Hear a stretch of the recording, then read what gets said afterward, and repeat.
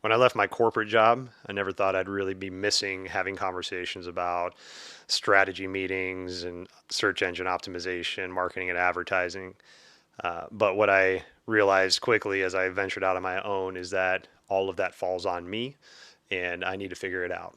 And so I started asking questions around people that I knew, and Tom is the person that I tied myself to with this stuff.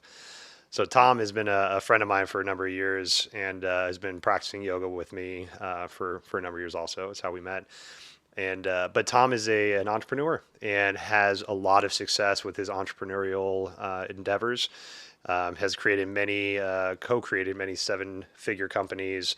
Has helped help the brands that he's working with reach multi-million-dollar levels, and is just really good at what he does. And it makes the information approachable.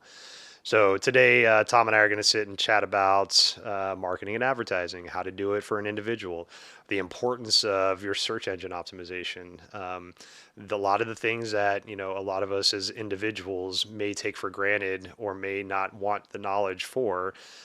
Tom makes it palatable and finds a way to get it to us. So hope you enjoy the conversation. We're going to go a lot of different ways, tackle a lot of different subjects today, but all good info, all very necessary, especially for the individual entrepreneur, the individual business owner. So hope you get something out of the conversation. We'll see you on the other side. All right, welcome back to the show.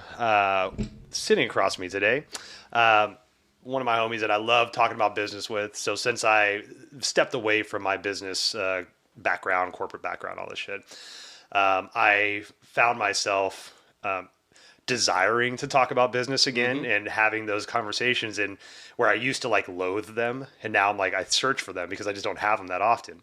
And so Tom and I have been friends for a number of years through yoga. We met through B1, and Tom is Tom's a businessman, right? He's got his business background. He's a Microsoft alumni, the co-founder of many different seven-figure brands, and one of his passions is helping clients grow their business. He's helped his clients grow their businesses by almost 4 million. So just love talking to Tom about business shit. So welcome, Mr. Tom Cote. Thank you. Yeah, welcome. Glad to be on the show. Yeah, It's man. I know we've had a lot of these conversations in private, but happy to share, and hopefully people get some value out of it. Definitely, man. So Tom and I usually once just every couple of weeks or so, we'll get some coffee, go to a park, and we'll just chat about business. And the reason why I wanted to bring Tom on today is that one of the things I've noticed about the energy business, the yoga business, the that self kind of entrepreneurial kind of idea is not really exercised as much in these independent businesses. Definitely. We see so many people with great ideas and great ambition, and they have the energy to start, but then not the ideas or the follow through to see the product through to the end.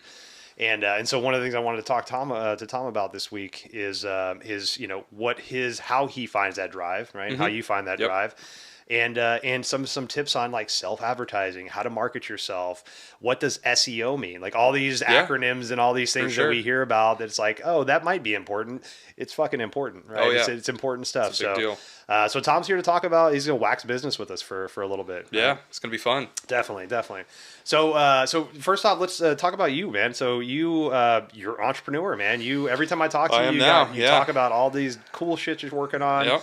Cool projects. We'll talk about Palette a little bit later. Yeah, it's my fun one. Yeah, man. Yep. So how did you dip the toe into entrepreneurial? I mean, it's really always kind of been a passion of mine. So, I mean, I started back when I was in, fifth grade. I was making my own board games and not selling them, but, that was kind of like I was creating things at that point, and I've always just loved creating things. Hell yeah. And so it just kind of naturally fit in with entrepreneurship. And so, I went through high school, went up to Western Washington for college, did that for a number of years, went to Microsoft for a little bit after, knowing that I needed to, number one, pay off my student loans, and number two, at least have a little bit of money before I got started, right? And so that was kind of my stepping stone into taking the leap about four and a half years ago or so, and jumping into entrepreneurship full time, working with a business partner I had at the time, which a lot of learnings there.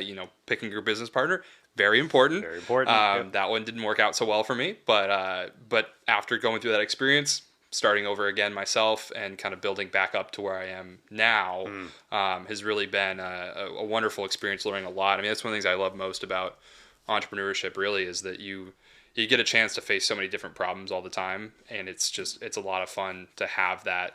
It can be a little overwhelming, definitely, Yeah. not always facing the same thing, because you don't get into that rhythm of really getting mastery on anything, but it does, I think, at least for somebody like me, give me the opportunity to see a lot of things, do a lot of different things. And I think that's one of the exciting things about entrepreneurship that I would definitely recommend. And I think diving into each of those things can be intimidating, but it can be fun once you kind of reframe your thinking that way. Definitely.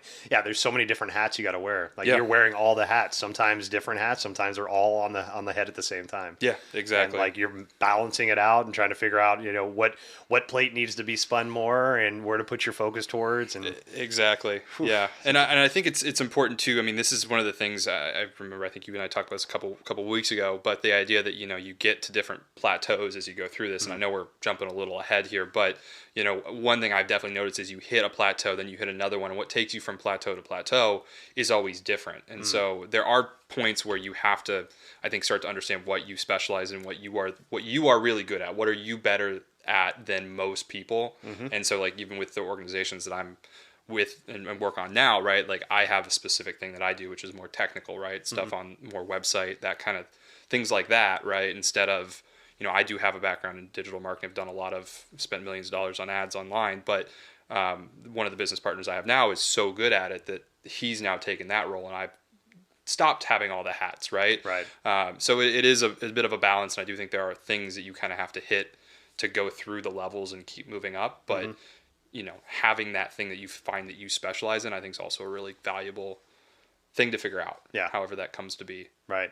And I think you touched on a really important point. Like, yes, you're an entrepreneur, but you also know your strengths and you Yes. know where to shift things off to and what to take on yourself. Yeah. And, as an entrepreneur, like a lot of times I think we feel like the weight of the world is on us because we have to do it all. Sometimes it's a lack of money, a budget issue where you don't Definitely. have the money to hire somebody. Sometimes it's a time issue where you don't have the time to find somebody. It's like, I would just rather do it myself. Yeah. But getting that team and getting those people when you can that you can trust to shift things off to, or even if you don't have the time or the budget right now to send those things out, my homie Tom, right? This is where Tom and I start to talk, right? Yep. And then Tom, like I say, Tom, like this is what I'm working on, and Tom gives me advice as to like, hey, I don't have the money to pay you for this, but here's some advice as to how to get the ball moving, right? Yeah. So like, it doesn't always fall on you to accomplish all the tasks. And even if it does, you can still find advice out there. Yeah. Yeah, definitely. And one of the things I think too that bad advice that's sometimes given to entrepreneurs as well is don't share your ideas, right? People think about someone's going to steal your idea or whatever, right? And I think that's a little misguided for a lot of folks, because what ends up happening, at least in my experience, when you start to share those ideas, like you and I have, right, where you start telling me what you're thinking about, is then I can give you, like, I now know that's what you're looking for, and I can provide advice, or I might know somebody to connect you to that can help you with that, right? So that's almost kind of that the you get what you put into the world kind of thing, right? That's the way at least that manifests in my head, is that it's when you start talking about things, there's like this energy to it, and people you just start to put the pieces together, right? And that's why I think a lot of times when people keep it bottled up, yes, I understand there's concerns that somebody might get the same idea as you and start it, but a lot of times, I mean, 95% of it's execution anyway. Right. So even if they know the same idea, I mean, ideas are a dime a dozen. It's really more execution. How do you actually make it happen? How do you make that idea come to fruition? So I would say share and get that feedback. That's how you can connect with some of those people, right? Find the people in your network, because they might not even know that that's something you're struggling with, or you need help with, or you're interested in, or anything. If you don't talk about it, nobody's going to have any idea to help you. And you'll be amazed at what you probably already have in your network when you start talking. Definitely. You just need people to know that's what you're looking for. Yes, definitely. And I mean, to be honest, that's one of the reasons I do this podcast, is because you don't know who is in your network that knows shit that you're working on.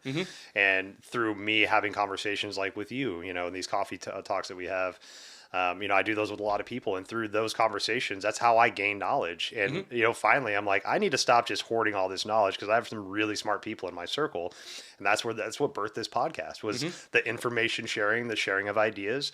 And to echo what you said, yeah, I get it. Like there is an idea that we have to like hold our ideas to us. This is my idea. I Very can't talk personal. about it. Yep. But when you live from that point of abundance, like you're talking about, that point of like, I know this is a good idea. I know this is going to flourish. I know that I need help with this. You find those trusted people you can talk to, and then that's where all those ideas start to flourish. You start Yeah. to open them up because you have those people that think about shit in ways that you're not able to think about. Yeah, And they plant that exactly. little idea in your brain. And sometimes, like for me, all I need is one idea, and I can riff anything off that idea, but I just need that first idea to riff on. Yeah, exactly. Yeah, and one of my favorite kind of quotes, and I'm not sure who it's from, but basically the idea of the quote is, if you want to go fast, go alone. If you want to go far, go together.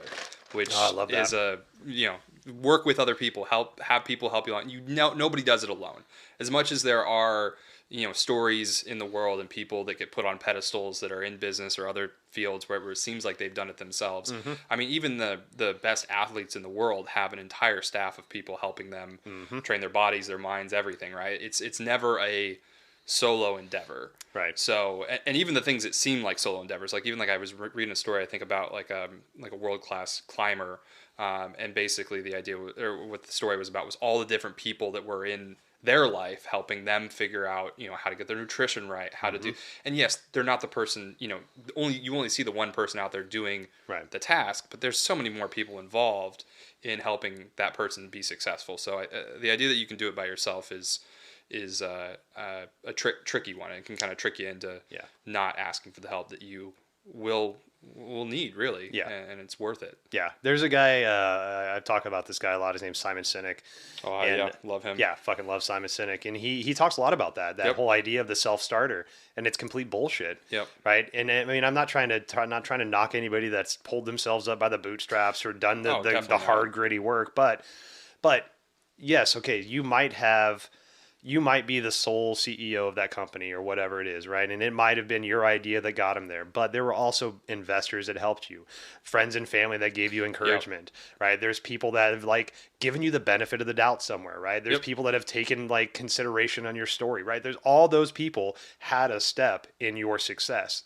So to stand on that gold medal pedestal and be like, it's all me. Yeah. I did it. That's ego. That's complete bullshit. Exactly. It's all ego. Yeah. Right? And that's, I think that can be challenging and intimidating for people when you see that you're like, okay, that person did all that. Like, I can't measure up to that, Right. which is never true. I mean, the other thing too that is important, I think, when it comes to a lot of this is there's never like one golden ticket. It's always iterations on things. I think that's one of the big things I've learned too, is you don't just have one golden idea and it's that and it's done. Right. Even the best ideas that I think I've had have been iterated on many times before they actually did become a really good idea and make money and be a valuable business to be in. Nothing ever really is perfect up front.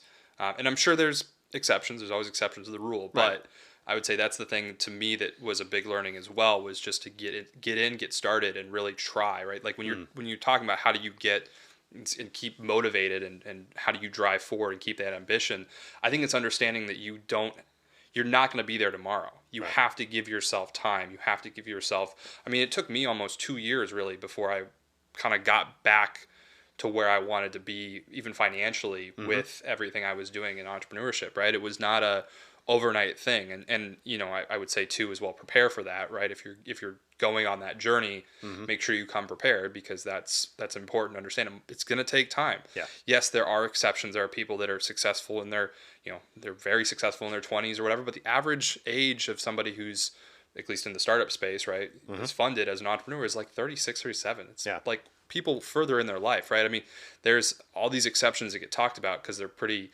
exceptional cases, but they're not the standard. And understanding that you have the time to keep getting better, and that's really what it is. It's more about the progress every day than it is about being perfect today. Right. And so I think that's, at least for me, that was the big learning over the last 5 years that really kind of changed my thinking, and I think helps me be driven and get some of these projects done, is that I understand it's not about today, it's not about tomorrow, it's about the long haul. Like, what are we doing over the long haul to make this happen? There's going to be iterations. It's going to change a little bit. There's going to be ups. There's going to be downs. But as long as you stick with it, understanding that eventually, if you persevere, and that's a lot of times too, like you mentioned SEO even, right? Right. Some of that stuff that is really long, and we can get more into what that is in a minute because I'm going to go off and I'll still talk about the longevity of some of the stuff. But like a lot of this stuff, it's really just like the last person standing in a lot of ways in some of these markets, right? It's whoever can stick with it long enough to let the success come to them, right? Like you look at a lot of people that get big on YouTube, right? They weren't big to start with. Nobody ever is. Right. They might hit a like one really viral video out of the park early on, but then the next one's not the same. It takes time to build anything. Right. No matter what. If it's something worth building, it's going to take time. And so you just have to stick with it long enough to let that happen. Let that success come to you. Don't just constantly feel like you're behind, and you'll get there. Right. And I think too, what you're kind of alluding to in a roundabout way is like be prepared to fail. Yeah. Yeah, and I think that's one of the biggest things with entrepreneurialism and just that going out on your own is it's okay to fail because you learn so much and fail, like that might be a harsh word, right? Yeah. It's okay to not have the success you thought you would have. Yeah. Right. Because you learn so much from that. Right. Yeah. I had a boss one time tell me in my very, very early management days that we were hiring for a management team. And I was asking him, like, what are your requirements? What do you look for? Do you want somebody brand new? Do you want somebody that's been around for a while? And he's like, look, I'd rather have somebody that's failed 1,000 times than somebody that's never even tried. So I want to have somebody with some experience. And I'm like, wow, that's a really interesting way to put that. That was the first time I heard that. I think I was like 23 or 24. Yeah. And that's really stuck with me. And that makes so much sense because you learn when you fail at something, and that can be a very personal description of failure, but you learn about what you do not want to feel anymore and how you do not want to present yourself and show up, and you try your damnedest to never do that again. And you don't know how hard you need to try until you have failed and slammed your face on the ground and been dragged around and be like, shit, this sucks. I don't want to do this again. How do I make this better next time? Yeah. Right. And so embrace those failures, embrace those non-successful moments, and learn the shit from them. Yeah. Well, one of the things too, I think is, and this is definitely really uncomfortable, and I understand why. I think just as humans, by default, we try to shy away from putting ourselves in uncomfortable situations. But right. I think that's one of the things that definitely has benefited me quite a bit is I have deliberately at times put myself in the deep end of the pool, knowing that I'm not going to be successful with it, but knowing that I'm going to learn more than I ever could if I stayed in the shallow end. All right. And understanding that eventually that's going to come back and it's going to pay off for me, right? And sometimes it's been deliberate. Other times, like when I started at Microsoft, I was in a team where I was the youngest person on that team, and we were responsible for launching all the Xbox products for the company, right?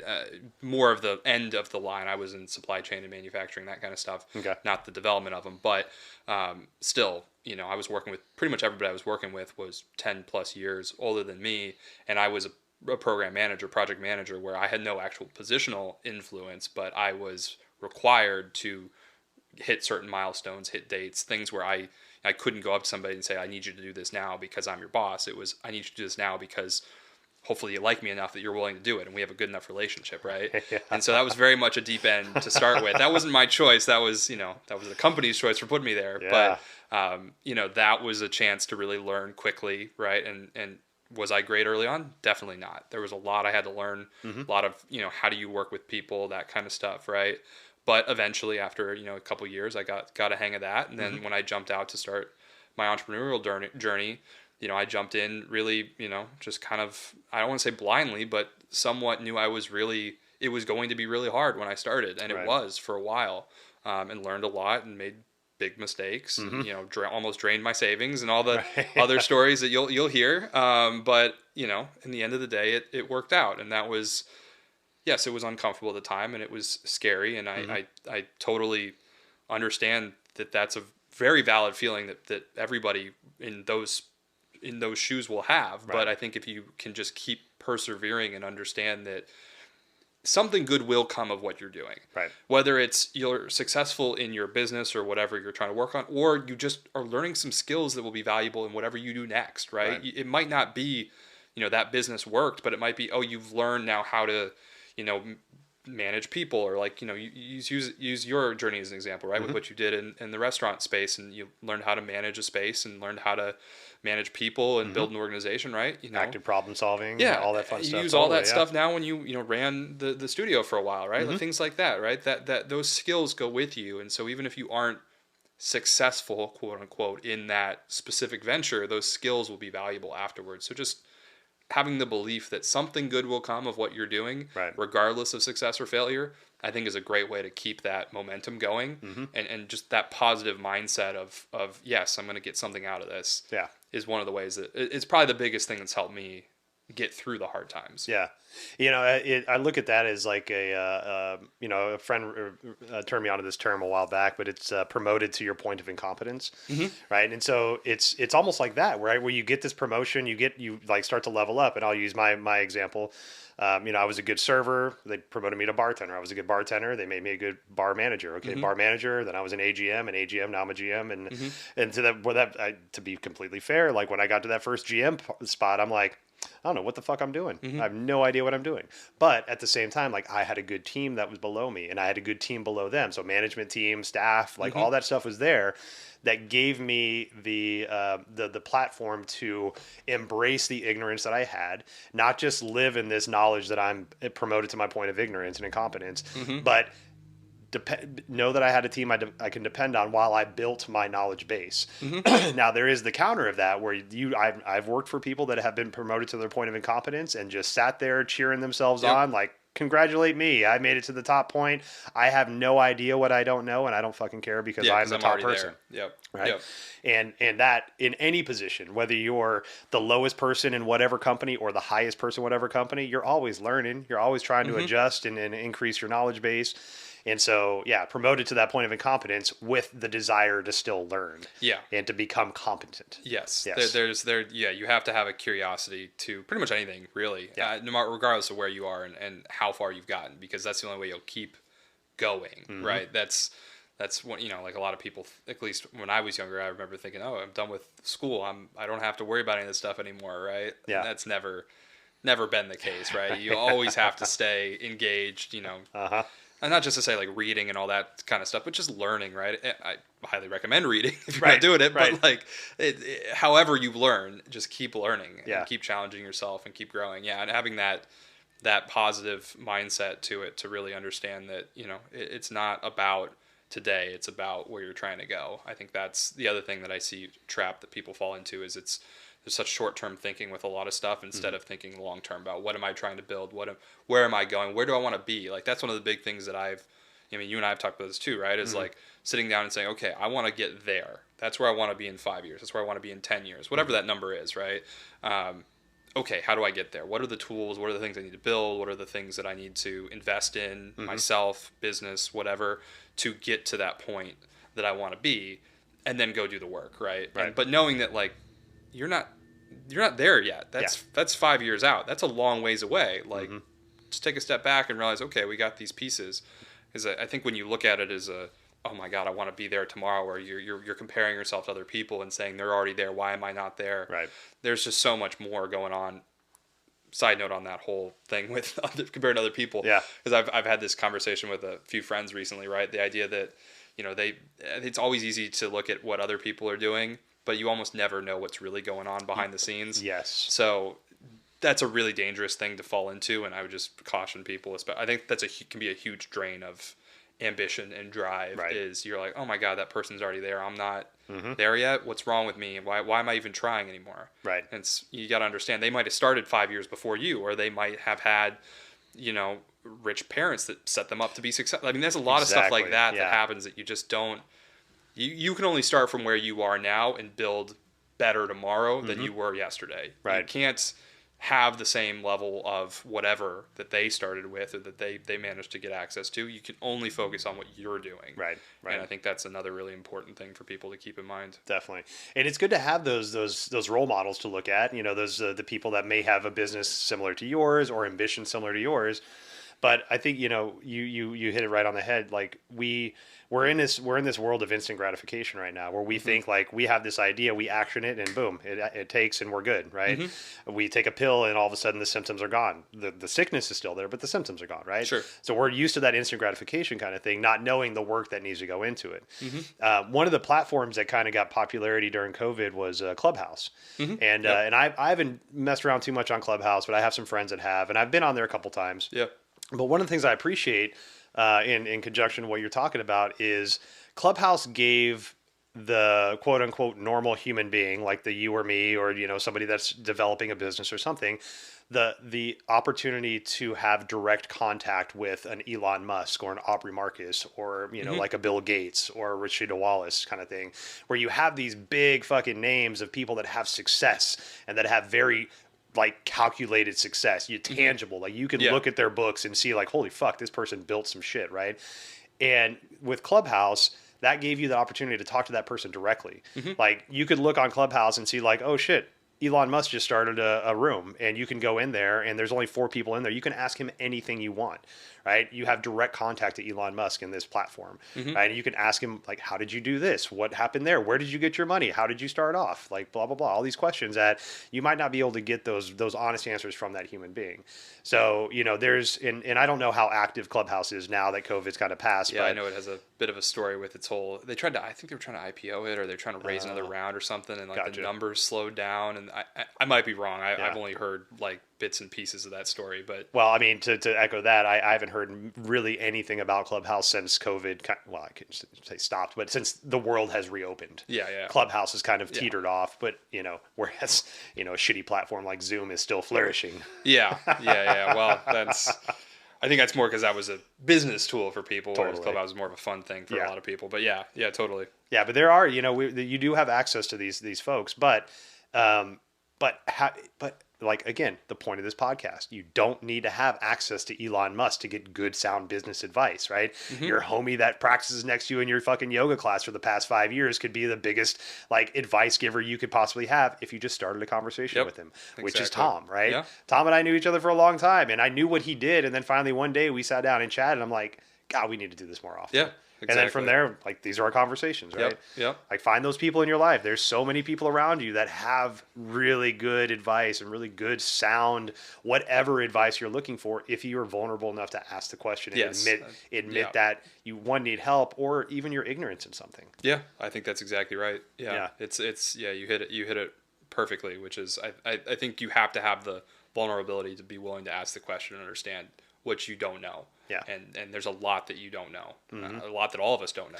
Right. It's just, you can't even have it in your brain, right? There's just, that's find somebody you trust and then listen to what they have to say about it, right? Like, I think one of the things that, I forget where this comes from, but the idea basically being that like you can't make all the same mistakes as everybody else throughout your life, because otherwise you just don't live long enough, right? You have to learn from the people that came before you, the collective humanity that's out there and what has been done, because we're all building on the back of the people that came before us, and so you have to embrace the fact that you're only going to be able to have so much knowledge. Right. And the way to get more of it or other pieces or understand different perspectives is by talking to people. And that's the only way. There's no other, I mean, books are great too for reading and understanding, but then you're getting a distilled perspective. You're not getting it straight from the individual and getting, that chance to go back and forth instead of just one point of view and just reading it and, okay, that's what I've heard. Right. It's got a place, super important still. Exactly. But definitely having those conversations, being vulnerable enough to have them with people, and that'll be very beneficial, really in any journey, but especially in entrepreneurship. Right. One that's very uncharted. The map is very open. There's a lot of ways you can go with it. You kind of want to make sure you have pieces to help you along the way. Right. And with book reading, for example, I love reading. It's one of my favorite ways to ingest knowledge. But, what I found is that, let's say I read a book on marketing for myself, right? I read a book on marketing and I read it cover to cover, and then I feel like, shit, I got to action all these things, right? There's like, let's say there's 17 topics in this book that take me from, launching my company to, optimizing my search engine, right? Everything in between, all this shit, right? Yep. And it even maybe have steps, step 1, step 2, step 3, but as the reader, that when I'm done with that book, I'm like, oh my God, there's all this knowledge to have. Cool. Okay, let's figure out how to action this. Whereas if you have a conversation with somebody, or say you have a teacher or mentor or something like that, that person that's guiding the conversation, that teacher that's giving them the information out, has that ability to gauge what you're taking in, Yes. and Yep. to say, okay, cool, you've had enough information today, digest that. Next time we talk, we're going to dive deeper. It's not like you Exactly. have to read the whole book in that one conversation and then Exactly. take that away and go action all that stuff. Yep. So that's where I found that help in our conversations, and in just having a mentor or a teacher, is that they can kind of adjust the information that makes it more digestible to the human being that they're talking to, and then gauge whether or not they've had enough, had too much, need to dial it back, or whatever that is. So that skilled teacher or that skilled conversator is really important sometimes in that process. Yep. Absolutely. No, I think that's one of the things that is the mark of a great teacher, right? I mean, what you're talking about, the idea that you can understand what the person needs that you're talking to and how you can distill it down. I mean, that's, I think, one of the things when you find people that are ahead of you on the journey, right? And that's, we talk about mentors, things like that, right? Super valuable as well, because they can help you contextualize things that, a book was written for the mass audience, right? Right. It's written for everybody to read. But that's not always what everybody needs. It doesn't mean they don't have great ideas, but starting to distill it down into, okay, well, these are the main building blocks that you need for this or you need for that. And okay, this is exactly what you need right now because you're getting started, which means you need this little piece, or you're further along, you need this piece. And that's where great teachers, like you said, can tailor that down. So Right. it's always good to get more information. Definitely. Knowledge is power, as they say. It really is, it just metaphorically think of that rainbow Yes. from the PSAs back in the 90s, the more you know, right? The more you know. Hell Yes, yeah, man. exactly. That's all. Well, I want to kind of pivot here a little bit, Yeah. and talk about how some of the ways you've helped me, because that's one of the reasons why I wanted to have you on. Definitely. And so I'll use myself as the example case here, because Tom has helped me like flesh out my ideas, and some are still being fleshed out, some are being actioned already. But so for those that don't know what I do outside of this podcast, I pivoted from my corporate job a couple years back, and started teaching yoga full time, and doing. I'm a Reiki practitioner, Reiki master, sound healer. So switch from this corporate 60 to 70 hour a week job, benefits, pay, all that bullshit, right, to now working on my own, having to generate my own income, market and advertise myself, develop my business ideas to see where this longevity will take me.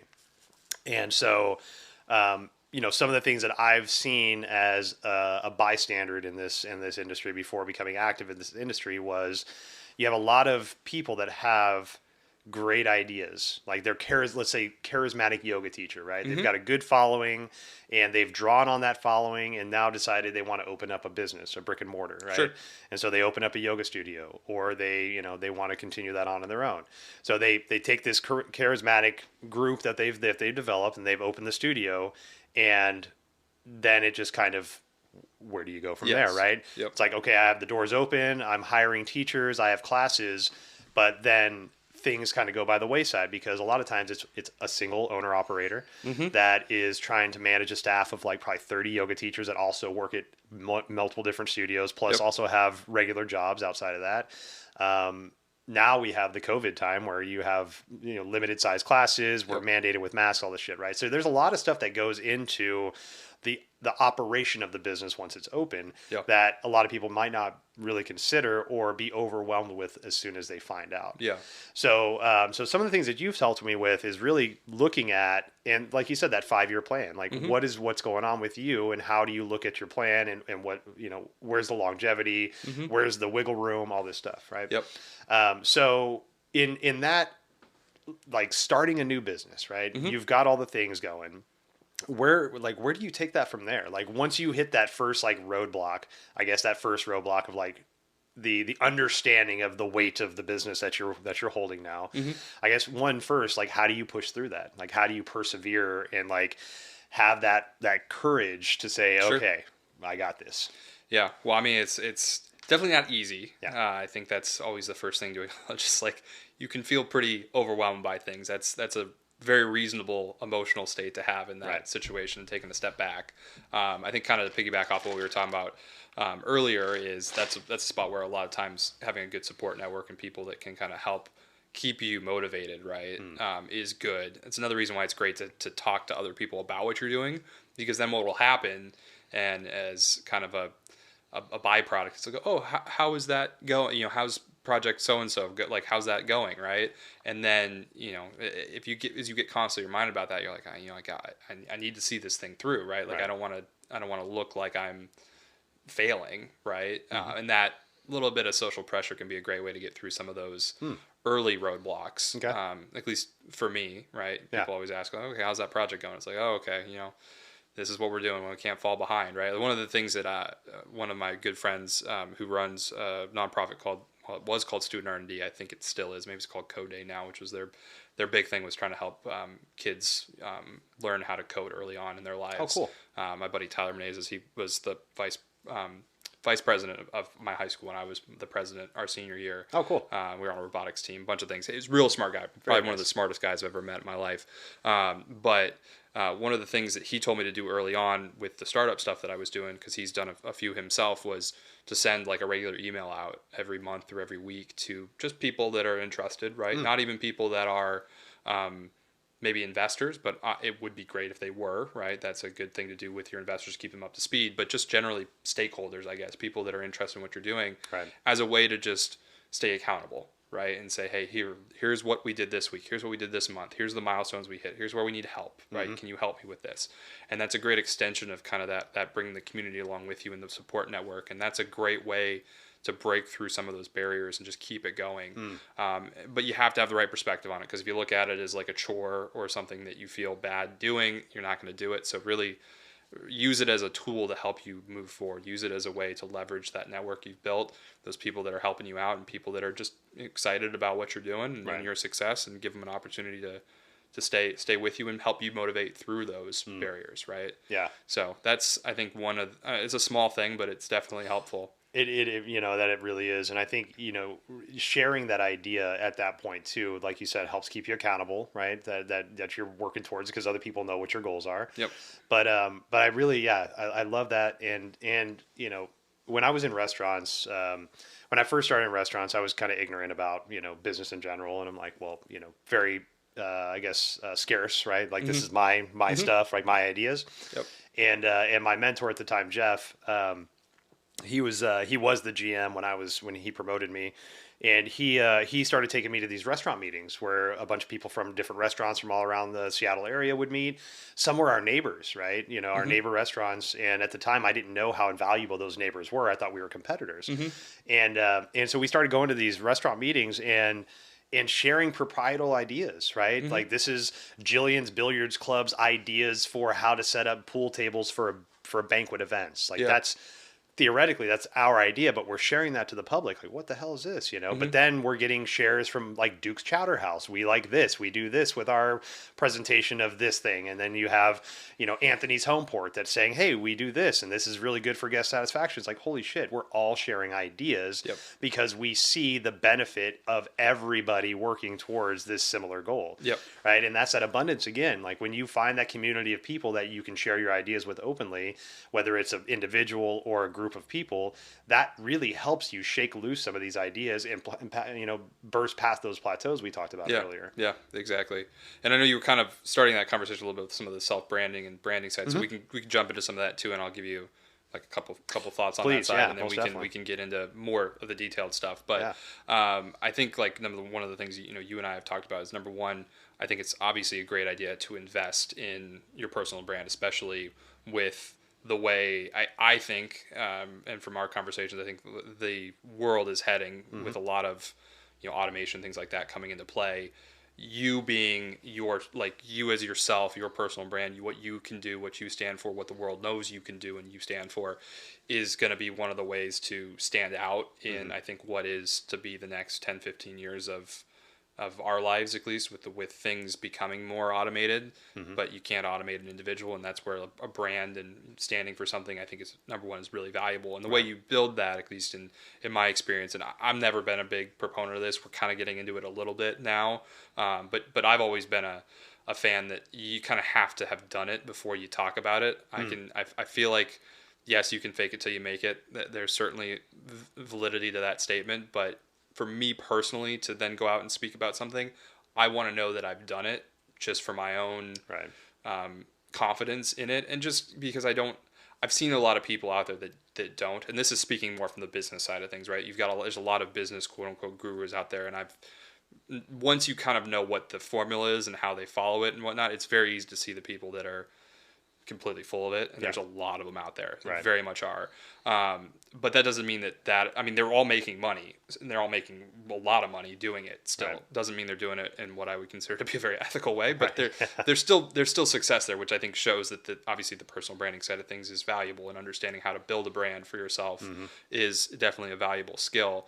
And the platforms will change, and I'll talk about a few of them, but obviously things come and go, not like, Facebook's been around for a while, Instagram's been around for a while, they'll probably still be around for a while, but the names of the platforms may change, but the ideas and the concepts for how you utilize those tools, that's really all they are, is tools for you to communicate, right? And using them to build your audience is valuable. I think number one thing I would definitely say is, if you're starting a business, or you're even somewhat into a business already, invest in making sure you have the contact information for any customers and people that you're engaging with. So like email addresses, right? That's a huge valuable asset when it comes to building a brand. So getting a follower on Instagram is great. Getting a follower on Facebook, TikTok, whatever it is awesome. But find a way to get that person to then either give you their email or some point of contact, because if you can, that's now one step closer to turning that person into a true fan, right? Because now you have a way to proactively reach out and start a conversation, build that trust, know, like, and trust, right, with that potential customer, and eventually they'll buy from you, and then keep the relationship going, right? If you're really building a personal brand, it's about the relationship with the customers. And yes, there are going to be some people early on that you'll probably know a little better than the ones later on, but you have to build those. You have to really be committed. That customer first idea, same thing when you're trying to build a personal brand. It's customer first. Stay committed to that, and that's going to be a good way to get forward. So I think tactically, from the perspective, like, what do you do, boots on the ground, how do you get there? I would say, finding a way to get people to put their email, and you and I have talked about this before, right? When you've been trying to work on your site, hey, how can I build an easy thing that people want, right? You have to give them something in exchange for something like that. So in your case, we've talked about, hey, make a list of flows, right? That people could download. These are the flows that I like. Here's why I picked them. As long as, and just to caveat that too, obviously the content needs to be good. Yes. Right? You can't just give away just crap to people, and because remember, you're building a relationship, so everything you do is a touch point, and it's building your reputation with that individual. Now, I don't say that to also scare people that it needs to be perfect, because it doesn't have to be perfect. You definitely start, like, 50% is a good spot. Like, get close and try it, and then use the feedback to make it better, right? Take the feedback from the customers and the people that are downloading your stuff, and ask them, say, hey, what else could I have used? And this doesn't all have to be, overwhelming in the sense that, like, you have to send all these individual emails out, right? There's so many tools out there that can help you build this as well. Right, there's, the big one, most of the clients and businesses I work with, is called Klaviyo. It's Klaviyo. Okay. Which is kind of the gold standard, at least right now, in the email space. But there's MailChimp. There's a number of other ones out there, right? And you can build automated sequences where somebody downloads something, and then they get another email from you 3 days later. They get another one 7 days later, and you can just build it all out and then see how that does, right? It's going to take some time to get it all sent, so you can see how people are engaging. But then you just look at the numbers and you say, okay. And this is where, I can help provide some stuff for benchmarks for people to understand. But, for email, as an example, if you can get above a 1.5% click-through rate on something, you've done pretty well. If you can get an open rate above 15, 20% right now, you're doing pretty well. Now, that's current industry levels. 10 years ago, they were higher. 5 years from now, they'll probably be lower, because people will engage less with their email. But and there's all sorts of different tools that can come along to do this kind of stuff, right? So email is one great tool, but phone numbers now, if you can get those, and SMS, text message things can be great as well as a way to keep people engaged. Those numbers should be higher, because people are more engaged on their phones than they are on their email. So you would expect to have higher open rates and higher click-through rates on those than you would if you were doing email. But these are all great ways to build your audience, right? So you need to keep the customer and the audience that you're trying to build at the center, and that doesn't mean it's for everybody, right? It's for people that are in your tribe, the people that are going to resonate with what you're trying to build. So with the yoga space and everything that you're doing, right? It's it's people like me, people that are yogis, right? It's not going to be for the average person, down the street, right? Right. It's specific to an audience. So then don't take that, if people are critical of what you're doing, it doesn't necessarily mean you need to take that to heart either, because if they're not from your group, they're not the right people, then you don't really, like, they weren't going to be your customer anyway. Right. Yeah. So keeping that perspective is also important. So Yeah. so understanding who you're going for, right? Who's your audience, and then finding ways to keep them engaged with you so you can build that relationship, build know, like, and trust, right? So they know who you are, they trust what you're doing, and then they like you as an individual. That's going to be how you start to build your audience. And then some of these tools can be used to make that happen. So. I love that. Yeah. And I think that last part, especially about knowing your audience and being be able to work within that parameter is so important. I've seen so many people bastardize their concepts just for business, just for the one customer to come in the door. They're going to change everything about what their concept is just to satisfy this one person. They might not ever come back. They might not even like what you're doing. They just want to bully their way into what they want, right? Or whatever the reason is. But like, in restaurants, we very rarely talked about this, but sometimes you have to fire guests, right? And not your concept is not for everybody. And if you're going to bastardize or change vastly your concept to one person, to just that one person, be ready for every single person. And that's exhausting. Like, be okay. Exactly. Be okay with knowing what you want to accomplish, and not being able to waver from that. Yeah. Or knowing where your wiggle points are, but still not wavering from that shit. You know? Exactly. Yeah. It's like if you've got somebody, coming into the studio and they're demanding a certain way in the class or whatever, right? Like, okay, no, we keep our heat here. We do this or that or whatever, right? But if somebody comes to you afterwards and says, hey, you've transitioned too quickly with that pose. You didn't let people open their body up and this, like, that feedback's probably useful. That's because very active feedback. It fits with what you're trying to do. It helps you become better as a teacher.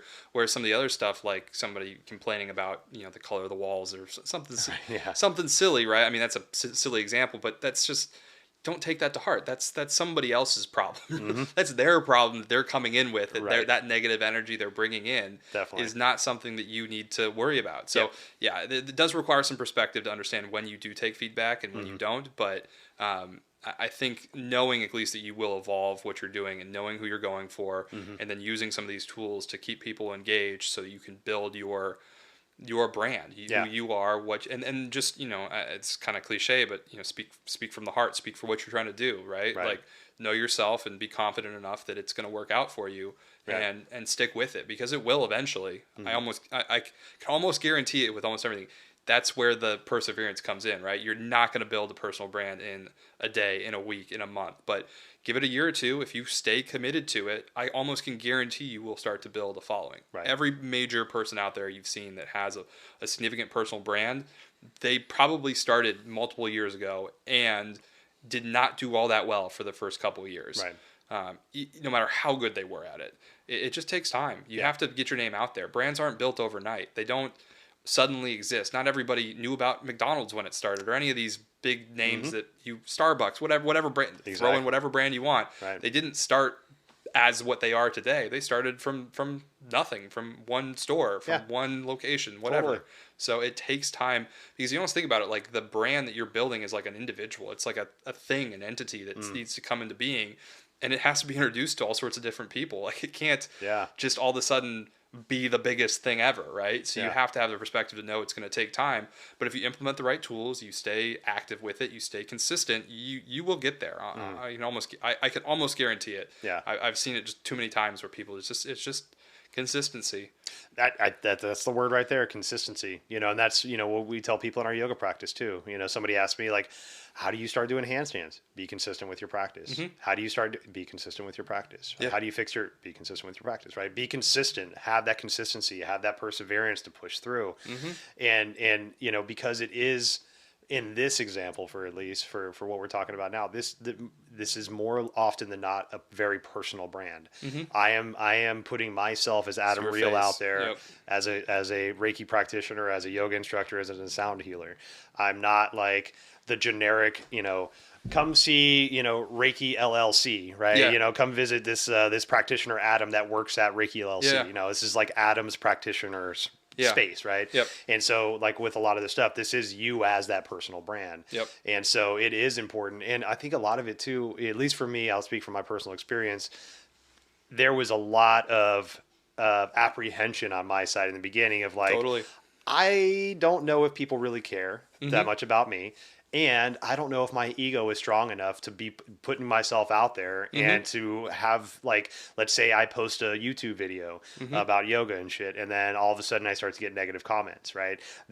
I'm the brand of the person that Yeah. negativity is being forced towards. Yeah. But at the same time, like, that's part of that entrepreneurial idea that you're working towards, right? You're going to put content out there. You can put ideas out there that might land beautifully, but that people might also have feedback with, right? So that's Yeah. part of that. Exactly. So learning how to embrace the brand that you're creating and also how to receive the feedback, positive and negative, like we were talking earlier. Mm-hmm. Not everything has to be read, not everything has to land, not everything has to be actioned. No, right? and most of it won't. Most of it won't. Exactly. Yeah. A lot of times it's like, cool, I hear you, I appreciate what you're saying, Mm-hmm.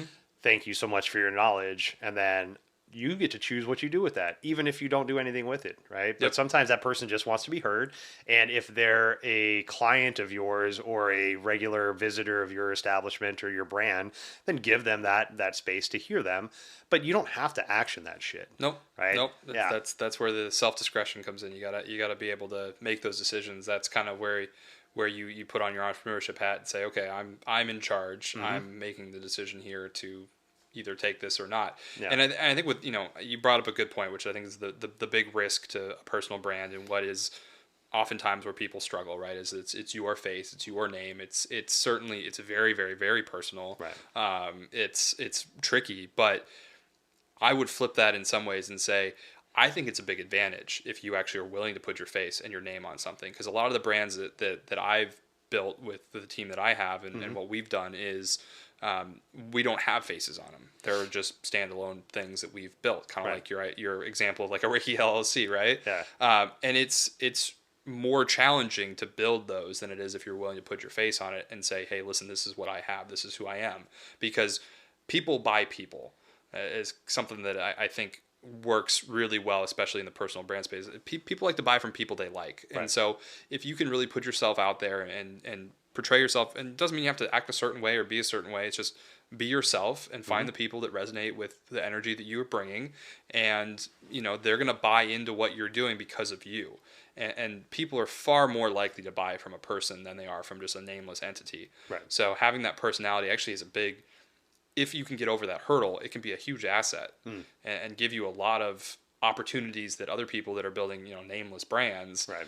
don't have. Like we've seen this when we work with, influencers and people that have a brand that we then, pay to promote our content, right?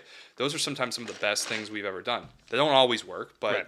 because the audience trusts them, they've been watching them, trust them, they're willing to trust what that person gives them, right? Like this idea that they've basically vetted that concept or that product or whatever. And so there is a significant benefit to having a personal brand. And I think if you can get over that hurdle, it's a significantly beneficial investment and one that I would highly recommend. Yeah. I have a great example of that. I think early 2000s, maybe 2005, I started looking at different ways to optimize my brain, right?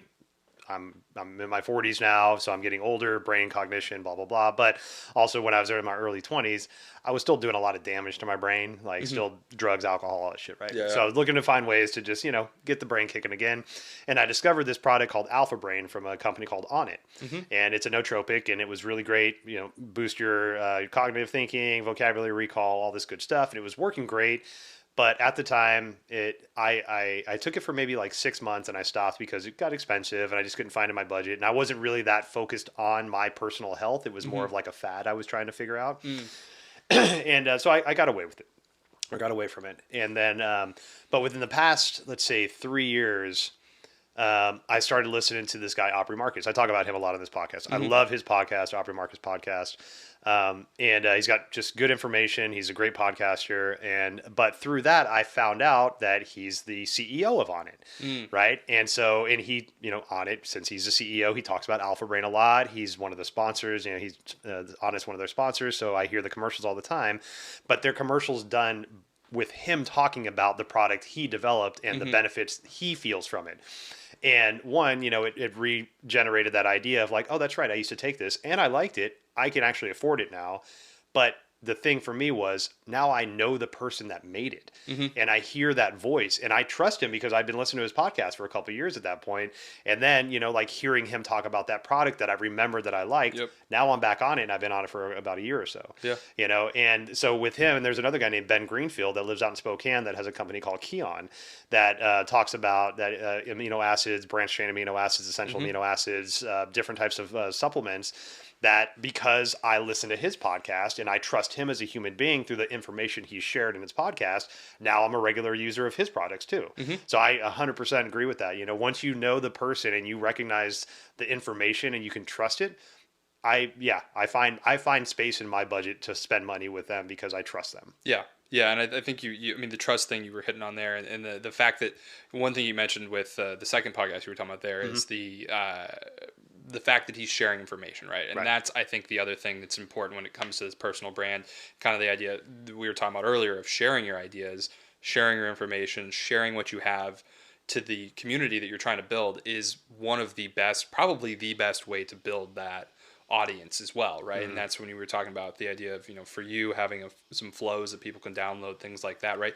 That is a great demonstration of your expertise, right? Because that's really what you're ultimately doing is you're trying to establish yourself as an expert with this audience, right? And the way you do that is by sharing your expertise. You have to show it. That's the best way to get people to understand. You can say, yeah, I'm a certified this, or I've done this for 500 hours, or I've taught for 20 years or whatever, right? That's all great and everything, but a lot of times you just have to show it to people. You have to actually demonstrate that knowledge for them, and a personal brand's one of the best ways to do that. Right. But I think that's, if you're looking for the foundation of what you should include in a personal brand, Mm-hmm. that knowledge and sharing that, and not being afraid to know that, yeah, okay, you are giving away a lot of value, a lot of good knowledge that yeah, it took you years probably to build, but that's what's going to build your reputation with that audience. So be willing to share your knowledge with people. Don't hoard it. Don't Right. keep it for yourself. That's how you're going to build. It's one of the great ways, content wise, as far as what you're sharing. We talked about tactics earlier a little bit, but this is more of a, okay, what do I do, right? That's the stuff I would definitely recommend including in that, because that's how you're going to be able to build that know, like, and trust. Yeah, definitely. So you've talked a little bit about like that ways to get people's email addresses, Sure. Or the importance of Yeah. text messages, things like that. And so one of the advice that you gave me for that is like say like you have a website, so which I highly recommend. Like if you're on your own, Yeah, if you're on your own, you need one. get yourself a website. Yeah. I'm building mine right now. By the force of Tom. Tom has been helping me and pushing me very gently and very hard sometimes to do this. But it's funny because you put context to it, but not knowing ahead of time, I always used to get annoyed when those pop-up screens would pop up on websites and be like 10% off, just give us your email. And I never really put it together that it was like those were popping up. I was going to close out of the website because the website can sense Yeah, that. it's called an exit pop-up. Right. Yep. Yeah. Yep. So talk about stuff like that. So those are those little ways that the websites are designed to catch your information before you leave. Yeah. Right. Yeah. And that's why they are, is because they know that that's an opportunity for them to keep building the relationship with you as a potential customer afterwards. If they can get your email now, the 10% off, 15% off, or whatever, those ones are a little gimmicky now at this point. That's why, like, we've talked about it. I think a better thing you do is give something people want. Right. 10-15% off, sure, maybe it's nice, but usually most of the people, it's more from a business perspective. Like when I talk to clients that have e-commerce websites, right, giving that out is not as valuable, because usually those people that are going to put their email in are going to be people that are going to buy anyway. Okay. They're just looking for a discount before they buy, right? You're not getting people that are new, people that are early on. So and I'm gonna get a little technical with business, like e-commerce here especially, right? But Okay.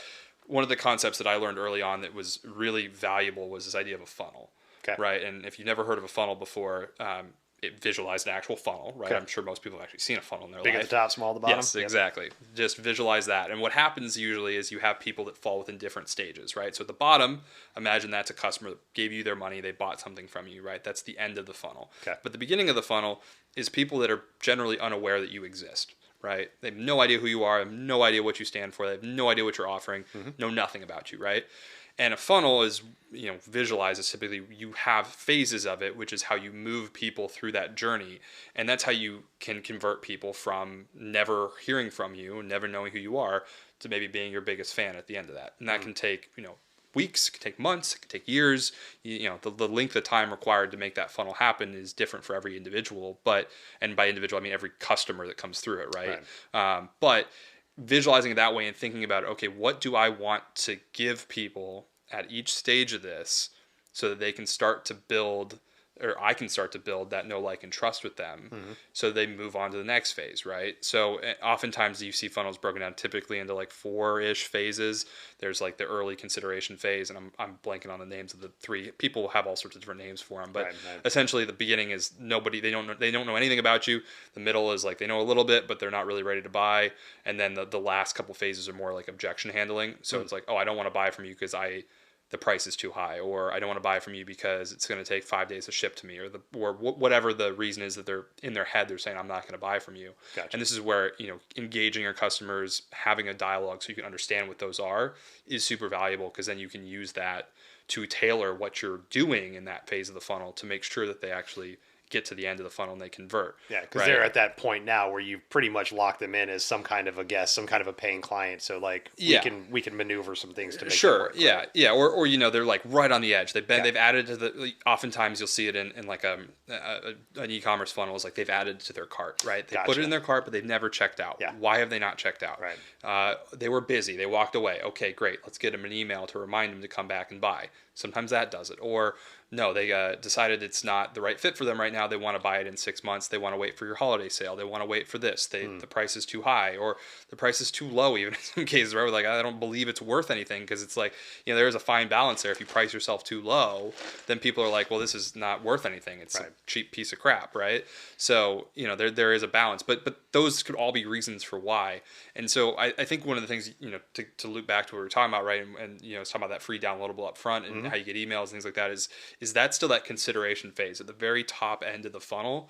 And so the question I would always ask is, okay, if I know my audience, I know who I'm trying to attract into my brand, or who my clients should be, or who I want them to be, what can I give them early on to get them to just start to get to know me?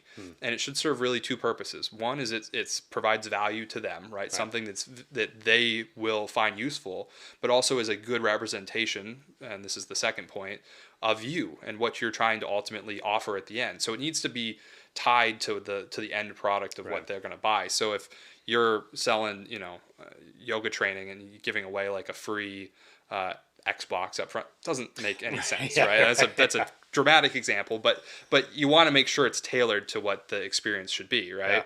And so that's the question I would ask is, okay, what is that piece that you can do? And I like free downloadable PDFs for many reasons. Number one, it's free for you as a business owner, right? You do have to create it, you do have to host it, but it's generally free to send it to people, right? So that makes it easy for you. It can be automated. You don't have to do it on your own time. Anybody can opt into that at any point in time throughout the day. They could do it at 2 a.m. You could be asleep and they can still get the content, right? So it's a great way to remove yourself from that so you can work on other things that are more important later on. But it's also, like I said, it's free. It's easy. It's a downloadable. It's not that big of a deal for you to host and pay for it. So it's a great way. Other times people will do sometimes things that do cost money. Like in client businesses, they'll give away, a free month of this, or they'll give you some free service or whatever. And you got to figure out for your audience what that is, right? There's one of these bios I was listening to the other day where somebody was like, find out what your audience's crack is. Oh, okay. Yeah. It's a little blunt, but that's what he's figure out what they want so bad that it's like that. Yeah. And so, definitely. And so just to give context, so Tom, the advice Tom gave me for this idea One of the ideas that I'm fleshing out right now is doing an online, ongoing yoga Yep. instructor training and classes and things like Which is a that. great idea. Yeah, and Tom helped me flesh out the idea, and I'm still working on it. But the free offer that Tom advised me to give, because I'm a yoga instructor, I've been teaching for a long time, and so one side of this is to help people understand that might not know me, that I do actually know what I'm doing. Like, I have this content to give out, and because I have this content and it's put together this way, like, this should lead you to know that I actually know what I'm doing. But also, it's valuable for a teacher Yeah. to have this. And so what the advice he gave me was, give out your flows, right? Yeah. And that, yeah. As a yoga instructor, I write down all my flows. Like, that's just the way my brain works. I like to write things down, memorize them, and then I go from there, make adjustments where I need to. But I do have something tangible to go back to if I need to. And so basically, I've got like 3 to 5 books full of flows that I've done over the past 5 to 7 years. And so, like, that was an easy one for me, because it's like, I'm not tied to this. I didn't develop yoga. I didn't like design these flows, right? They're not mine. They're not proprietary, right? They're poses that anybody can find out there. I've just put them together in a specific way. Yeah. Right. And so I'm not losing anything on my side. I'm not like creatively controlling that. It's like free to me to give it out there. So, let's say you sign up for, to give me your email. And when you do that, I'm going to give you 5 of my favorite flows. Plus, I'm going to give you access to my Spotify account, so you can use some of the playlists that I use. Right. Again, Exactly. that's not music that I've made. I might have put those songs in a specific playlist order, but again, that's not proprietor. Yeah. I'm like the owner of this order of this music. Like Bikram says, he's the order of this order of this owner of this order of yoga. Yeah. Right. So that's easy for me. And that shows whoever my clients are potentially going to be or currently are, that if they download this content from me, they look at it and be like, oh shit, man, that's interesting ways to put that together. Okay. We trust Adam.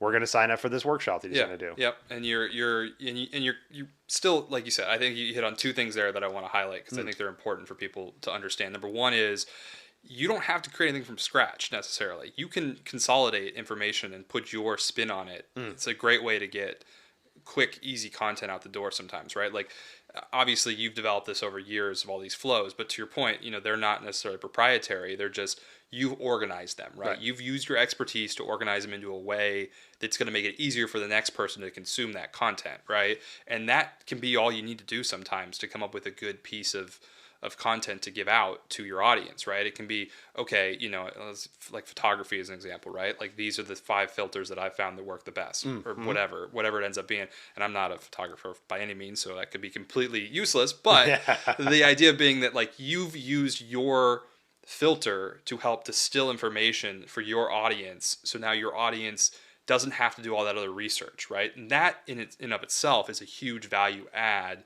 to the community you're trying to build, right? Same thing with a Spotify playlist, like you said, right?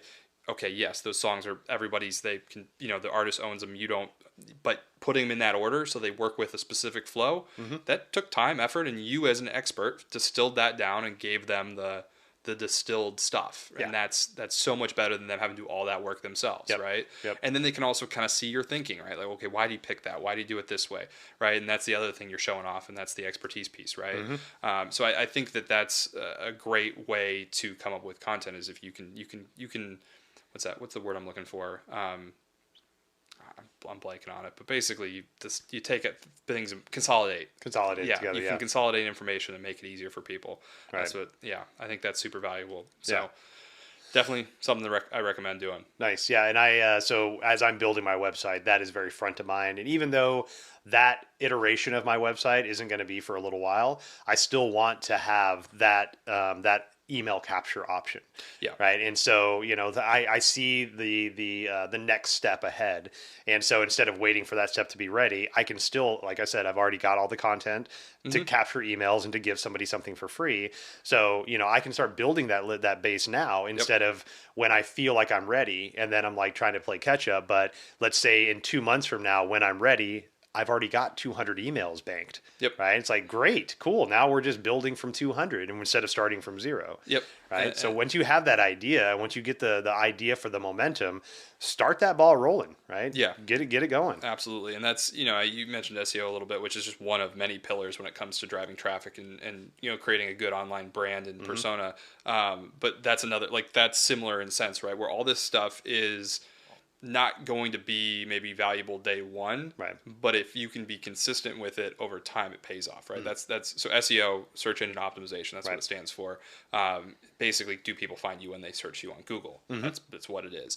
But Google as an entity has to build up trust with you just like anybody else. Right. So starting early, getting your content out there, knowing that it's going to take years for it to be of any value, because Google's going to take a while to realize, oh yeah, that actually does answer these 5 questions people search, or oh yeah, that does make sense when people are looking for flows, that we should send them to Adam's site because people are loving what he has to give them, right? And they do that based on there's a whole bunch of technical stuff behind that I won't get into because we'd have to sit here for another whole hour. other podcast. Yes, but that's really why it pays to get started and just go, right? Even if it's not perfect, because a lot of these things take time to build up, just like the emails, right? All this stuff. It just, build that base. And you gave me some actually really and I shouldn't say actually, you always give me good advice, but you gave me some good advice on how to optimize your SEOs through linking yourselves to other websites and linking other websites to yourself. Yes, that's the big piece. Yeah, that was I had never heard that before. Yeah, so that's it's called backlinks. That's what they call them in SEO land. And basically it's like a handshake, right? It's like you as a website, if you link to me and I link to you, or however, or like just you link to me because you found content that's good on my site. Well, Google sees that and goes, oh, guess what? This other reputable site thinks you're pretty good enough to give you a link back to your site, a backlink. That's why it's called what it is. And that's a great way to show trust, right? And that's then how Google starts to figure out, okay, who are the sites that are trusted in this space that I should send traffic to? And again, it takes a lot of time for all that to build up, but that's a big part of, there's like 3 or 4 pieces in SEO, major pieces in SEO strategy, one of which is backlinks. Number 2 is content, obviously, getting good content. There's all sorts of different schools of thought as to the length of content. Some people like to have like super long articles. That can be valuable in some situations. Some people, the shorter, the sweeter, the better. There's load speed and time on site is another big piece of it. So how quickly your site loads. So people can there's a whole technical side to SEO, and that's a big part of it, right? How quickly it loads. Then the other side of that is how long do they stay on your site? Because if someone hits your site and leaves within 3 seconds, Google's like, well, that probably wasn't a good match for what they were searching for. Right. But if somebody clicks on your site, stays there for a minute, that must have been something pretty good that they were clicking on, right? So that's another signal, a positive signal for your content. And then the last piece is really just optimization for keywords, right? Keywords being what people are searching, the words they use in their search on Google. If you want to show up for a specific thing, you need to be optimized for that, right? So if you want to show up as a yoga instructor, you have to be using, and it's not as simple as just saying use the word yoga instructor in your posts all the time, right? But things that are related to that, things that tie into that same concept. It used to be as simple as just writing it in. It's a little bit more complex now because Google's been around for so dang long. Yeah. But there is those pieces as well that you have to worry about. So you got to make sure you're writing the right stuff. You got to write good stuff. You got to make sure your website's loading fast. And then you got to make sure other people in the world are saying, yeah, that content's good by linking back to you. If you can really hit those 4 things, broadly speaking, you'll be in good shape to try to build some SEO traffic. But just don't expect it to happen overnight. It's going to take a lot of time. Yeah. And the backlink one was one that really struck me as probably one of the more beneficial ones I hadn't thought about. I'm working right now on creating content for my website, but through that creation, and I think what I wanted to say with this is that, talking to people that have created websites or in the process of, your wordsmithing, right? Say you write an article about something and you have it on your website, you probably have a homie that has a website too, right? And you could link to that website, and then that person can write an article and they can link to your website. And then there's that backlink that's starting. And even though, let's say your friend might not have any more viewers or site visits than you have, but you're still, in Google's mind, you're starting to create trust. And through that trust, it grows, right? And so it's not going to grow if you don't plant the seeds, right? And those are the seeds that are planted.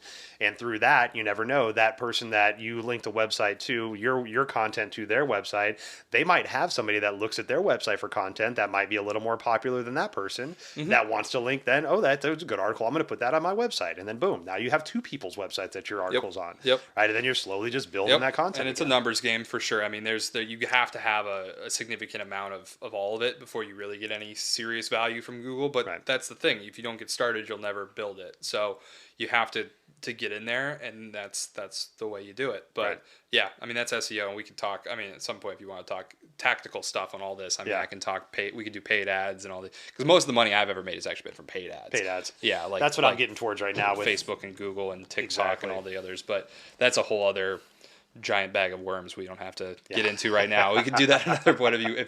If people want to hear more about the tactical side of how you actually build a website, get the traffic flowing, get everything working, we can get more e-commerce at some point. But we might do that, man. yeah, Hell yeah. But that's a deep one. yeah, that's Yeah. a lot. That's a lot of time, a lot of tactical stuff we can get into there. Yeah. But yeah, Right on. Well, let's. I think one of the things that I really want to make sure we touch on is marketing and advertising. So I think that's one of the biggest places that a lot of us fall short on. One, because we don't realize how much time and effort goes into marketing and advertising until you sit down and do it. And then not only do you realize the time and effort, but you realize how dirty it makes you feel to like Sure. promote yourself and like do like to be completely fair, I despise social media for a lot of reasons, but I have it because I see the value in marketing and advertising with it. Before I started going out on my own, I didn't have social media, and I know you're not on social media. I'm barely. Right?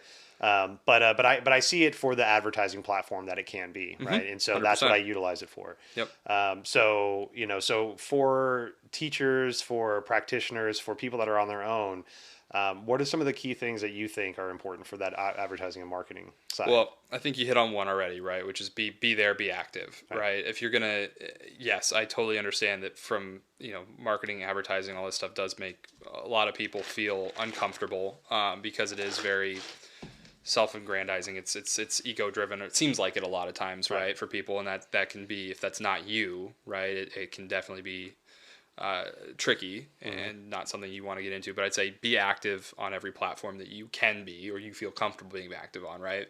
I wouldn't just be on, let's say, I'll use TikTok as an example, right? Don't just be on TikTok because you can. Be there and make content that matches the platform, right? It's very different what you should put on there versus what you should put on like an Instagram or a Facebook or a YouTube, right? YouTube's another big one.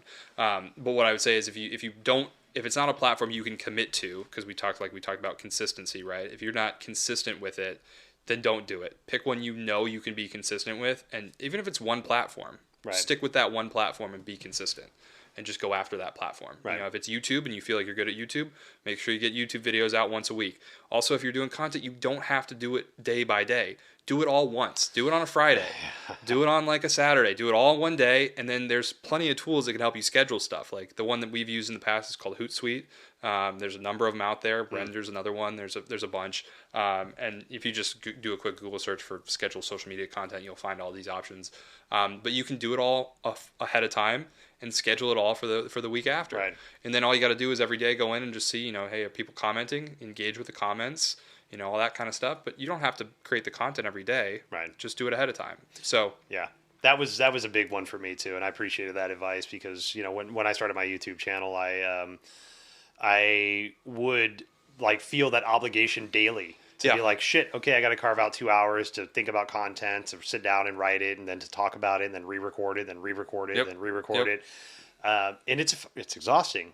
But yeah, when you gave me that advice, it's like, just carve out a day, carve out 2 days, have 1 day a week be like your content recording day and do it for 3 or 4 hours. Yeah, exactly. Get it all out there. And then, have your work smart, not hard, basically. Yes, exactly. Yeah. And it's always better to batch stuff. That's the way we work as humans. It's so much better to batch. Task switching is hard.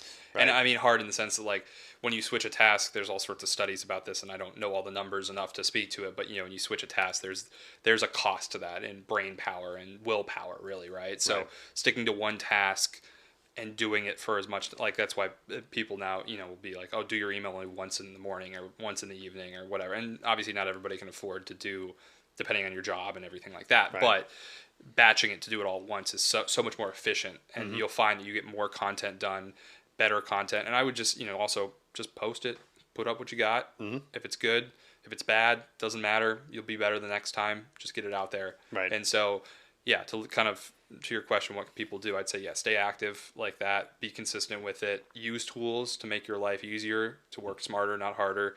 And then if you ever do want to get into more brand building stuff, more of the paid side, other things like that, which I do recommend. But what I would say is make sure you have something that you are going to be making money from. Don't just get into it to build a brand. Be into it because you've got something people are going to buy from you, right? Or they're going to purchase, because Right. you're going to want to have to fund that cycle. Don't be spending money just to spend money. Right. There's a lot of tactics that can go into how you do that, but and it's really valuable. I mean, if you want to build a personal brand, one of the best ways to kickstart it and go faster is with paid advertising. Right, It yeah. just is, because what you're doing with paid advertising, you're just buying more reach. You're getting in front of more people that you aren't getting in front of natively, right? That when you put a post up, so many people, let's say 100 people see it. Right. You might pay, $50 to promote that post, and you might be able to get it in front of 5,000, 10,000 people, right? Right, yep. That's just more opportunity for you to get more fans. But unless you either have excess budget to put into that to build your brand, or you have something you can exchange later on, like they can buy something from you to help fund that, then I wouldn't do it. But once you either, like I said, either have like savings, or you're like, okay, let's say you're working a regular 9 to 5 job, and you're like, I got an extra $500 a month that I can spend on building my brand. That's great. Start spending that on some paid outreach, so that you can, or spend it on partnerships, and Right. like go find people you like in the space. Hopefully many of them will do it for you, just because they're, you can make a good case and they want to work with you as an individual. But sometimes, if they have big followings or they're fairly large, they might say, hey, it's a X amount for a partnership or something, and Right. you can use that budget to do that way. But it's just using that money as a tool, another tool to build your brand. And so once you're active, once you're consistent, I would say that's the second step I would look at, is how can you expedite the process, because consistency will get you there eventually. But if you want to do it in a year or two instead of 3 or 4 or whatever, Right. that's a better way. That's a good way to kickstart it. And then there's a lot of concepts and tactics for how you do that. But I think those are the things I would say. Yeah. Don't be afraid of it, though. Yeah, definitely. And I love that. And I think there's, I think looking at, like, sitting down and looking at, if budget's an issue, right? Like we were saying, and just put in perspective too. Like if you post something on, say, Instagram and boost that, right? That could be like $50 for a 5-day boost, or $30 for a 5-day boost, or something like that, right? So it's not a lot of money in particular, like just to test it, to see how that reach goes. But it is a cost. It definitely still is a cost. Well, and one thing on that too is I would say is also like I work with a big juicing brand, right? One of the things that we do for them is they'll post all the time, but we only promote the ones that are showing good traction organically.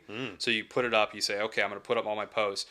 I'm going to boost one a week, right? And this is just an example of a strategy. You could do one every month or whatever it is, but you say, I'm looking for whatever people are organically engaging with. So this one post, people seem to love it.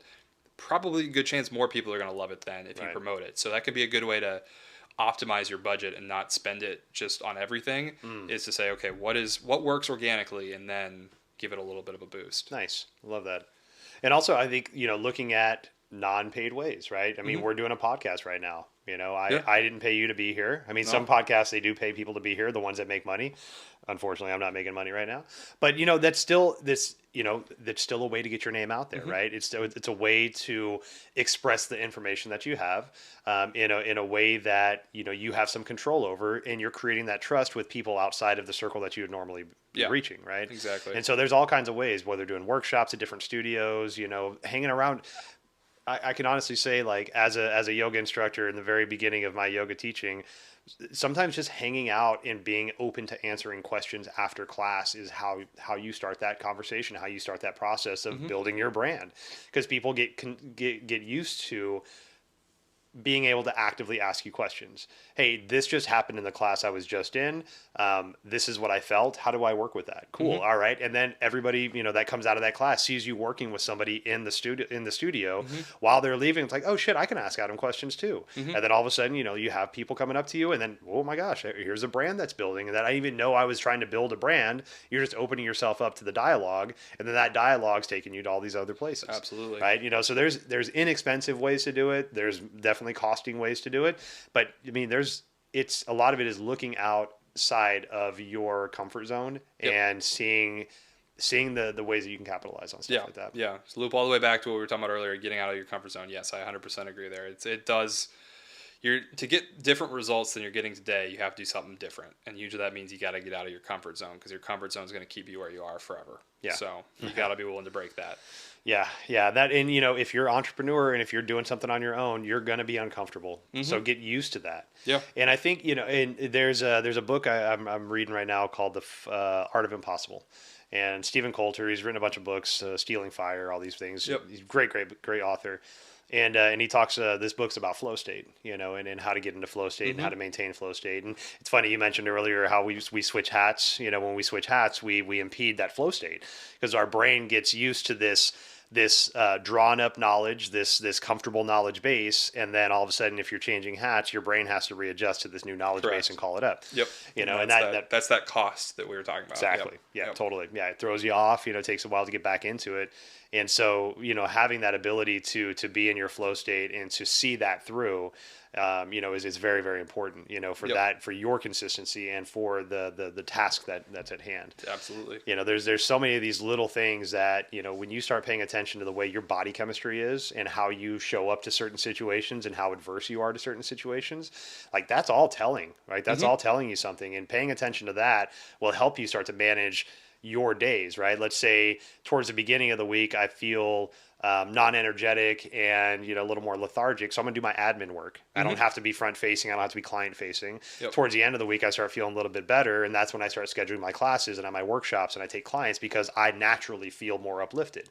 Now I have the ability to manage my schedule that way. Sometimes we don't, but you can still maneuver and try to up regulate and down regulate your own body chemistry Yep. based off how you feel, right? Yep. And that goes off of your personal way you take care of yourself, whether it's supplements or the way you eat or the yoga exercises, Yep. all that stuff. Totally. Right? Totally. Yeah. Couldn't agree more. Man. So while we start to wrap this up, do you have, I'm trying to just draw on some of the like tidbits of knowledge you shared with me, because every time we sit down and talk, like I walk away just feeling full. Yeah. And in a beautiful way. And so, you being a yogi, you're a very regular practitioner over at B1, and an entrepreneur, and, through our conversations and seeing like this industry and some of maybe the struggles that it might have, what kind of like parting advice that you might have for some of these folks that are going at it on their own, that might feel discouraged, that maybe just don't know where to go next? Yeah, it's a good question. I mean, a lot of the same stuff we've talked about throughout the hour or so we've been talking. I think that's, I don't want to echo the same things, but I would say initially some of that same stuff about consistency and perseverance and understanding you're not going to be successful immediately. All that Right. stuff would be things that I would say to keep in mind. But I would say, we've talked a lot about personal brands, but I don't think we've made a strong case that like you should invest in something like that. If you're getting started on your own, especially if you're in this space, I feel like especially like the yoga space, things like that, that's where like a lot of the people that have made significant impacts in that space, both good and bad, have been people that have a name, a name that when you say it, you'll know who that person, that instructor, that style of yoga, whatever it is, right? And that's a personal brand, right? I mean, those are good examples of personal brands really being a big part of this space. So I think it's challenging because, as you and I have talked about, a lot of people, the business side of this is kind of not, it doesn't come naturally in this space. People feel very, they feel a certain way about it. They think it's kind of, it's dirty, it's nasty, whatever you want to call it, right? But I think shifting your perspective, understanding it's just another tool, just like anything else. Like it's a skill set to have and to learn how to promote yourself. Look at it this way: if you look at it and you think it's a negative thing, then turn it around and say, listen, the more people that I can attract to work with me, the more people I can help, right? The more people I can impact in a positive way. If I don't make a name for myself and I don't get myself out there, then how are these people going to know what I have to offer, the knowledge that I've built up and what you can give to the world, right? That's, I think, important when you think about this, because if you think about it from a negative, like I don't want to promote myself, I don't feel like that's necessary, or I almost maybe think that's evil in the space, because obviously there are a lot of people in business that are pretty bad. There's a lot of good too. I mean, it goes both ways, just like everything, right? But if you look at it from a negative perspective, you're always going to be kind of stuck in that rut. But if you can turn it around and think about it in a positive way and think, okay, how can I actually get more people in my tribe that I can then help?